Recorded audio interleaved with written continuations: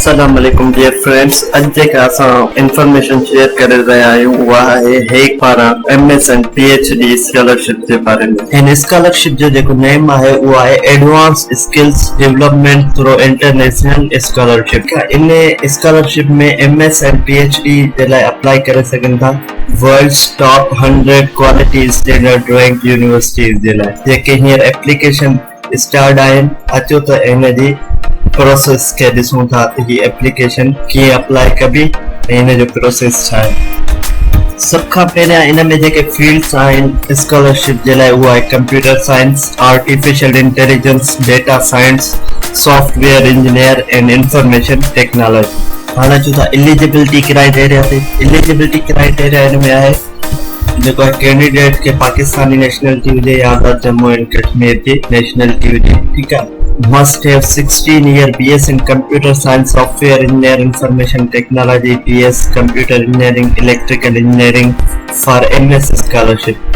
जेको आहे MS scholarship जे लाइ हुन जी बैचलर चलो जे कहिड़ी 16 ईयर एजुकेशन कंप्यूटर साइंस में, सॉफ्टवेयर इंजीनियरिंग में, इंफॉर्मेशन टेक्नोलॉजी में एंड BS या BE computer engineering, electrical engineering. ऐं जेको आहे BS MS MPhil in computer science, software engineering, information technology, computer engineering, electrical engineering are another relevant field for PhD scholarship। PhD जे लाइ तव्हां BS ते apply करे सघो था ऐं तव्हां MPhil लाइ बि BS ते अप्लाई करे सघो था। क्या हुन में ॿियो छा आहे, must have a first division in annual examination or CGPA 3.0 out of 4 या 75% जे या CGPA सिस्टम मां दोने जो 3 CGPA हुजे आउट ऑफ 4 CGPA जो छा जे लाइ इहो PhD जे लाइ। ठीकु आहे। ऐं MS स्कॉलरशिप जे लाइ 16% हुजे या फिर CGPA सिस्टम में 2.50 out of 4.00 in final for MS scholarship. MS scholarship जे लाइ 2.50 CGPA हुजे आउट ऑफ 4 मां। Maximum 2 second division, no third division throughout the academic year. जेको भी तव्हां जो एकेडमिक ईयर आहे मैट्रिक रिलेशन इंटरमीडिएट उन में थर्ड डिवीजन न हुजे। ठीकु आहे। ऐं जेको आहे एज रिक्वायर्ड आहे उहा आहे MS स्कॉलरशिप जे लाइ 35 इयर्स आहे, 35 साल आहे ऐं PhD जे लाइ 40 साल आहे। उन खां पोइ ही इंपॉर्टेंट नोट्स तव्हां पढ़ी वठिजो। हिन में इंपॉर्टेंट नोट्स लिखियल आहिनि स्कॉलरशिप जे बारे में। All scholarship will be awarded on merit basis as per the federal government quota policy.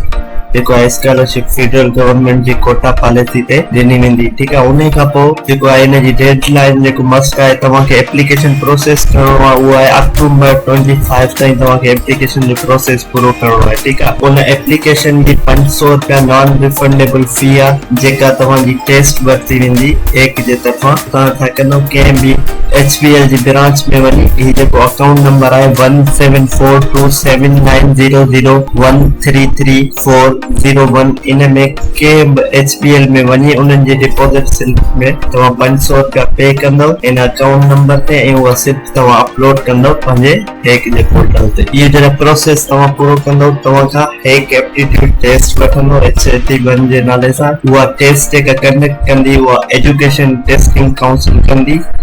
एक aptitude test which will be announced later जंहिंजी डेट तव्हांखे बाद में ॿुधाई वेंदी थ्रू ईमेल या तव्हांखे थ्रू मैसेज जे की आगाह कंदा तव्हांजी हिन डेट ते टेस्ट आहे, अची तव्हां टेस्ट ॾियो स्कॉलरशिप जी। तव्हां जेको आहे अप्लाई कीअं कंदा, तव्हां हिन ते वेंदा advance skill development international scholarship ASDIS HEC.government.pk या इहो तव्हां जीअं लिखंदा तव्हांजो पोर्टल साइट ते हलियो वेंदो। ठीकु आहे। हीअ ॾिसो असांजी क्लिक कयोसीं ही सॼी अची वई हिन जे बारे में। इन जी लिंक असां डिस्क्रिप्शन में ॾियूं था, तव्हां उतां वञी करे अप्लाई करे सघो था। ठीकु आहे। हीअ ॾिसो सॼो स्कॉलरशिप जे बारे में अची वियो इंट्रोडक्शन सॼो। ठीकु आहे। उन खां पोइ ऑब्जेक्टिव्स छा आहिनि, गोल, फील्ड्स ऑफ स्टडी कहिड़ियूं कहिड़ियूं आहिनि। फील्ड्स ऑफ स्टडी जेके मां तव्हांखे ॿुधायूं computer science, artificial intelligence, data science, software engineer, information technology. उन खां पोइ एलिजिबिलिटी क्राइटेरिया बि असां डिस्कस करे आया आहियूं।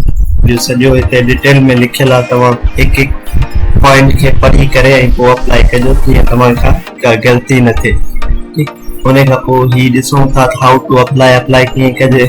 ही अचे तो डेडलाइन जेका आहे सबमिट 4 अक्टूबर खां ही स्टार्ट थी वई आहे ऐं 25 अक्टूबर ताईं ही जेको आहे सो हलंदी। ठीक है, न्यू यूजर रजिस्ट्रेशन जे लाइ ही जेका लिंक ॾिनल आहे इन ते क्लिक कंदो तव्हां ऐं ये थी यूज़। ठीक है, मुंहिंजो अकाउंट मुंहिंजो जेको आहे NIC इन ते अकाउंट रजिस्टर थियल आहे त मां साइन इन कंदुमि। तव्हां हिते हेठि वञी साइन अप कंदो पहिरियों। मुंहिंजो अकाउंट ठहियल आहे तिन करे मां डायरेक्ट हिते साइन इन थो कयां।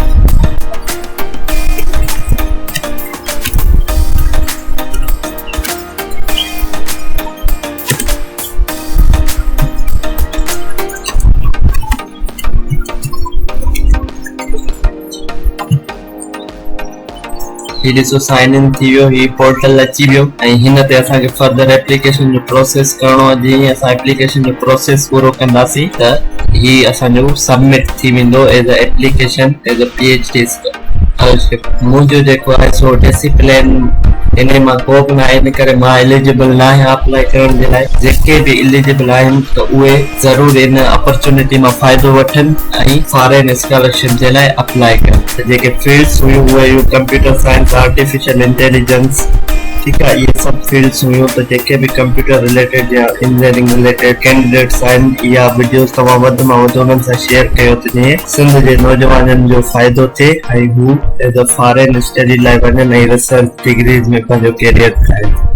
उम्मीद आहे त हीअ वीडियो तव्हांखे पसंदि आई हूंदी। वधीक इंफॉर्मेटिव वीडियोस जे लाइ असांजे चैनल सिंधी इंफोटेनमेंट खे लाइक कयो ऐं सब्सक्राइब कयो त जीअं असांजी हर इंफॉर्मेटिव वीडियो तव्हां ताईं पहुची सघे। अल्लाह हाफ़िज़।